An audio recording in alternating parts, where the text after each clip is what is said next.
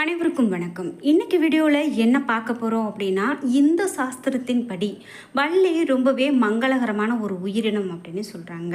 சாதாரணமாக எல்லா வீட்லேயுமே நம்ம வள்ளியை பார்க்குறது அதிசயம் கிடையாது, எல்லா வீட்லேயுமே பார்க்க முடியும். ஆனால் இந்த வள்ளி அப்படின்னு முக்கியமாக நம்ம வீட்டு கோவில் அப்படின்னு சொல்லக்கூடிய பூஜை அறை, இந்த இடத்துல இந்த வள்ளியை பார்த்தா என்ன மாதிரியான விஷயங்கள்லாம் நடக்கும். இது மட்டும் இல்லாமல் பூஜை அறையில் கண்டிப்பாக இந்த தவறுகளை செய்தீங்க அப்படின்னா இது நமக்கு ஒரு கடன் பிரச்சனையை கொண்டு வரும், வறுமை நிலையை கொண்டு வரும். அதனால் பூஜை அறையில் கண்டிப்பாக இந்த மாதிரியான தவறுகளை செய்யக்கூடாது. மேலும் இந்த மாதிரியான பொருட்கள் பூஜை அறைக்குள்ளே வைக்கக்கூடாது அப்படின்லாம் நிறைய தகவல்கள் சொல்லப்பட்டிருக்குங்க. இதெல்லாம் காலாகாலமாக கடைப்பிடிக்கப்பட்டு வந்தது தான். அவையெல்லாம் என்ன அப்படிங்கிறத நம்ம பார்க்கலாங்க. பொதுவாகவே நம்மளுடைய மனதுக்கு ரொம்பவே ஒரு அமைதியையும் ஆறுதலையும் கொடுக்கக்கூடிய ஒரு இடம் இந்த பூஜை அறை அப்படின்னு சொல்லலாம். இந்த பூஜை அறையில் முக்கியமாக நாம் தேவையில்லாத விஷயங்களை செய்தோம் அப்படின்னா கண்டிப்பாக அது நமக்கு கஷ்டத்தை கொடுக்கும். நம்ம எப்படி கோவிலுக்கு போனோம் அப்படின்னா ரொம்பவே கட்டுப்பாட்டோட கோவில் அப்படின்னு சொன்னால் இந்த மாதிரி தான் இருக்கணும் அப்படின்னு சொல்லி நம்ம நடந்துக்கிறோம். அதே போல தான் பூஜை அறைக்கு அப்படின்னு தனி மரியாதை இருக்குங்க. அப்படி பூஜை அறையில் முக்கியமாக இந்த பொருளை வச்சா நல்லது அப்படின்னு சொல்கிறாங்க. அவையெல்லாம் என்ன அப்படிங்கிறத பார்க்கலாம். இந்த வீடியோ கண்டிப்பாக உங்களுக்கு ரொம்ப பயனுள்ளதாக இருக்கும். வீடியோ பார்த்துட்டு இருக்கக்கூடிய நீங்கள் இந்த பூஜை அறை பற்றி உங்களுக்கும் இது போன்ற தகவல்கள்லாம் தெரியும் அப்படின்னா மறக்காமல் கீழே கமெண்ட் பாக்ஸில் பதிவிடுங்க. அதோடு உங்களுக்கு பிடித்த கடவுளினுடைய பெயரையும் கமெண்ட் பாக்ஸில் பதிவிட்டுட்டு வீடியோவை ஸ்கிப் பண்ணாமல் பாருங்கள். நீங்கள் இன்னும் உற்சாகம் டிவி சேனலை சப்ஸ்கிரைப் பண்ணாமல் இருந்தால் சப்ஸ்கிரைப் பண்ணிக்கோங்க. கூடவே இருக்க பெல் ஐக்கானை மறக்காமல் கிளிக் பண்ணிடுங்க. வாங்க வீடியோக்குள்ளே போகலாம்.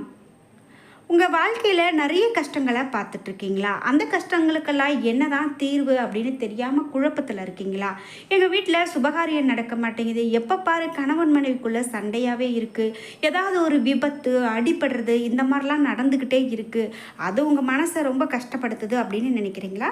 இந்த வீடியோவுக்கு கீழே டிஸ்கிரிப்ஷனில் வராகி அம்மன் ஜோதிட நிலையத்தின் தொலைபேசி எண் கொடுத்துருக்கேன். அதை எண்ணுக்கு தொடர்பு கொண்டு பேசி பாருங்கள். கண்டிப்பாக உங்கள் வாழ்க்கையில் இருக்கக்கூடிய எல்லா பிரச்சனைகளுக்கும் சரியான முறையில் தீர்வு கிடைக்கும். நாம் இப்போது பூஜை அறை பற்றி பார்த்துட்ருக்குங்க. இந்த பூஜை அறை அப்படின்னு பார்க்கும்போது பழைய விளக்குகள், உடைந்து போன விளக்கு, இதையெல்லாம் நம்ம வைத்து வழிபாடு செய்யக்கூடாது அப்படின்னு சொல்கிறாங்க. அது கண்டிப்பாக பயன்படுத்தும் போது எதிர்மறையான விளைவுகள் வரும். அதே போல் பூஜைக்கு பயன்படுத்திய பழைய விளக்குகளை சில பேர் நினைவுக்காக பூஜை அறையிலேயே வச்சுருப்பாங்க. இதை தவிர்க்கிறது ரொம்ப நல்லதுங்க. அதே போல் பயன்படாத எந்த ஒரு பொருளையுமே பூஜை அறையில் வைக்கக்கூடாது. எப்போதுமே சுத்தமாக வச்சுருக்கணும். ஒரு சிலர் பூஜை அறையில் கண்டிப்பாக கண்ணாடி வச்சுருப்பாங்க. அதுக்கு என்ன காரணம் அப்படின்னு பார்த்தீங்கன்னா, குலதெய்வமும் நம்மளுடைய முன்னோர்களும் மறைமுக தெய்வங்கள் இந்த கண்ணாடியில் பிரதிபலிக்கிறதா சொல்கிறாங்க. குலதெய்வம் அப்படின்னு என்னன்னே தெரியாதவங்க கண்ணாடிக்கு சந்தனம் போட்டு வைத்து பூஜை செய்தாங்க அப்படின்னா குலதெய்வம் அந்த கண்ணாடியில் முகத்தை காண்பிக்குமா. எனவே பூஜை அறையில் கண்ணாடியை வைக்கிறது நேர்மறையான ஆற்றலை நம்ம வீட்டுக்குள்ளே எடுத்துகிட்டு வர்ற மாதிரி அர்த்தம்.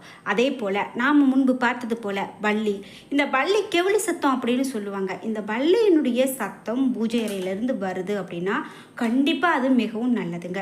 அதாவது பூஜை அறை அப்படின்னு பார்க்கும்போது அந்த இடத்துல இருந்து வள்ளி சத்தம் கேட்கும்போது மகாலட்சுமியினுடைய வருகை நம்ம வீட்டுக்குள்ளே இருக்குது அப்படின்னு சொல்கிறாங்க. இதற்கான காரணம் அப்படின்னு பார்த்தீங்கன்னா, குலதெய்வத்தினுடைய ரூபமாக வள்ளி கருதப்படுது. வள்ளியை பார்க்கிறது முன்னோருடைய ஆசீர்வாதத்தை பெறுவதற்கு சமம் என்று சொல்லலாம். ஈசானிய மூலை பூஜை அறை அமைக்க ஏற்ற இடம் அப்படின்னு சொல்லப்படுது. அதே நேரம் படுக்கை அறைக்குள்ளே வரும்படி நாம் பூஜை அறையை அமைக்கக்கூடாது. மேலும் சாமி படங்கள் அப்படின்னு பார்த்தீங்கன்னா பூஜை அறையை பூஜைக்கு மட்டும் பயன்படுத்துகிற மாதிரி ஸ்டோர் ரூம் வச்சுக்கணும். ஸ்டோர் ரூம் போல் நம்ம பயன்படுத்தக்கூடாது. அதாவது ஒரு சிலர் பூஜை அறை இருக்கும், அதுக்கு கீழேயே நம்ம ஏதாவது பொருட்கள் போட்டு வைக்கிற மாதிரி அந்த மாதிரியெல்லாம் பண்ணியிருப்பாங்க. அப்படியெல்லாம் கண்ட சாமான்களையும் இந்த பூஜை அறைக்குள்ளே போட்டு வைக்கிற மாதிரி இருக்கக்கூடாது. அதையும் நீங்கள் கவனித்து பாருங்கள். இதே போல் பூஜை அறைக்கு பக்கத்திலோ அல்லது மேலோ கீழோ கழிவறையோ குளியல் அறையோ இருக்கக்கூடாது. இதை நீங்கள் கண்டிப்பாக கவனிக்கணுங்க. நாம் பூஜை அறைக்கு பக்கத்தில் அல்லது பூஜை அறைக்கு மேலே மாடியில் இருக்கிற மாதிரி அல்லது குளியல் அறைக்கு பக்கத்தில் இந்த பூஜை அறை வர மாதிரியெல்லாம் வைக்கக்கூடாது அப்படின்னு சொல்கிறாங்க.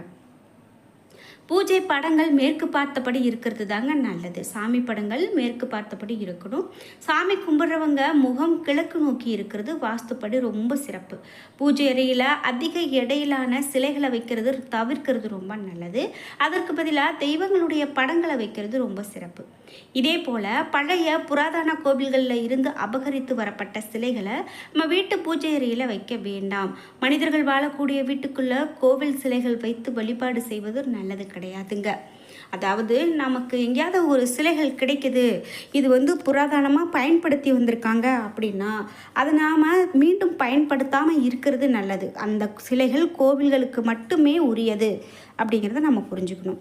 இதே போல் பூஜை அறைய சுவரை ஒட்டியர் போல் சுவாமி சிலைகளை வைக்கக்கூடாது. சுவற்றில் நம்ம மாடமிட்டு வைக்கிறது ரொம்பவே நல்லது அப்படின்னு சொல்லலாங்க. அதே போல் நாம் பூஜை அறையில் தேவையில்லாத பொருட்கள் அப்படின்னு சொல்லக்கூடிய அதிகப்படியான பொருட்களை வைக்கக்கூடாது.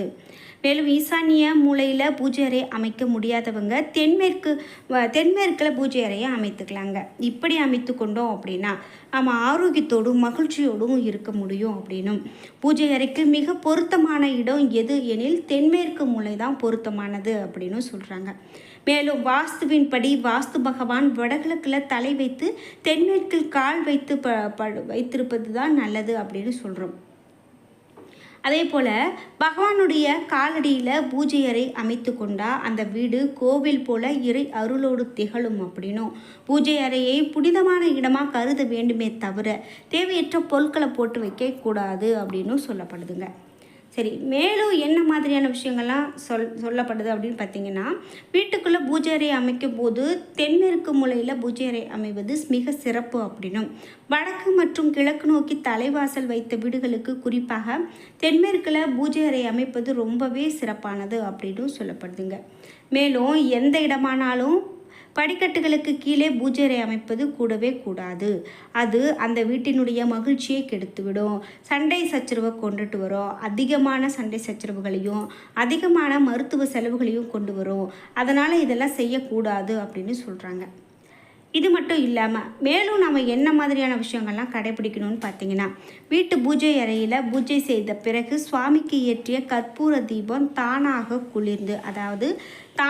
குளிர்ந்து அணைந்து விடும். அதை நாம் அணைக்கக்கூடாது.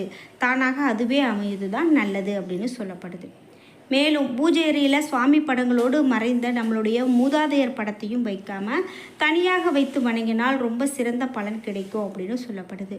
வீட்டின் பின்வாசல் கதவு இருந்தால் அதை மூடிவிட்டு தான் விளக்கு ஏற்ற வேண்டும் அப்படின்னு சொல்லப்படுது. கண்டிப்பாக அதை நீங்கள் பயன்படுத்துங்க. மேலும் நம்ம வீட்டு பூஜைக்கு பயன்படுத்தக்கூடிய வெற்றிலை, பாக்கு, பழங்கள் நேரடியாக தரையில் வைக்கக்கூடாது. ஏதாவது தட்டு அல்லது இலையில் தான் வைக்கணும். அதுதான் ரொம்ப நல்லது. அதே போல் வெண்ணெயில் லக்ஷ்மி தேவி வாசம் செய்வதாக சொல்லப்படுறதால செவ்வாய் மற்றும் வெள்ளிக்கிழமைகளில் வீட்டில் வெண்ணெயை உருக்கக்கூடாது. மேலும் அதே போல் தானம் கொடுக்கும்போது அந்த தானத்தோடு சேர்த்து துளசியும் கொடுக்கறது ரொம்ப நல்லது. நல்ல பலனையும் பெற்றுக் கொடுக்கும் அப்படின்னு ஜோதிட சாஸ்திரம் வழியாக தெரிவிக்கப்படுது. இதனால் நாம் தானம் கொடுக்கறதுல கூட இதையெல்லாம் முக்கியமாக கவனிக்கிறது ரொம்ப நல்லதுங்க. காலகாலமாக நம்ம வீட்டில் பூஜை செய்வது வந்தாலும் கூட பூஜை பாத்திரங்களை எந்த நாளில் சுத்தம் செய்ய வேண்டும் அப்படிங்கிறது இன்றைக்கும் நிறைய பேருக்கு இருக்கக்கூடிய ஒரு குழப்பமான விஷயம் அப்படின்னு சொல்லலாங்க.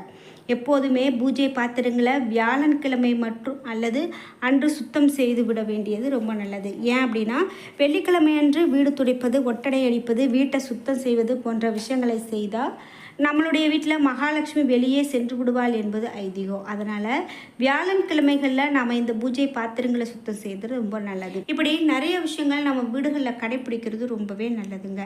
மேலும் பூஜை அறையில் தென்கிழக்கு மூலையில் குத்து விளக்கு வைத்து தீபம் ஏற்ற வேண்டும். முக்கியமாக கவனிக்க வேண்டியது என்ன அப்படின்னு பார்த்தீங்கன்னா, பூஜை அறையில் இருந்தவர்களுடைய புகைப்படங்களை கட்டாயமாக வைக்கக்கூடாது அப்படின்னு சொல்கிறாங்க. அதனால் நீங்களும் இதை கடைப்பிடிங்க. கண்டிப்பாக இருந்தவர்களுடைய படங்களை வீட்டு பூஜை அறைக்குள்ளே வைக்கக்கூடாது. என்ன நண்பர்களே, இன்றைக்கி வீடியோவில் நம்ம பூஜை அறை பற்றிய நிறைய தகவல்களை தெரிஞ்சுக்கிட்டோம். வீடியோ உங்களுக்கு பிடிச்சிருந்தால் லைக் பண்ணுங்கள், ஷேர் பண்ணுங்கள், கமெண்ட் பண்ணுங்கள்.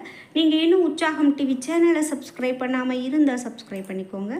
கூடவே இருக்க பெல் ஐக்கானை மறக்காமல் கிளிக் பண்ணிடுங்க. நன்றி வியூவர்ஸ்.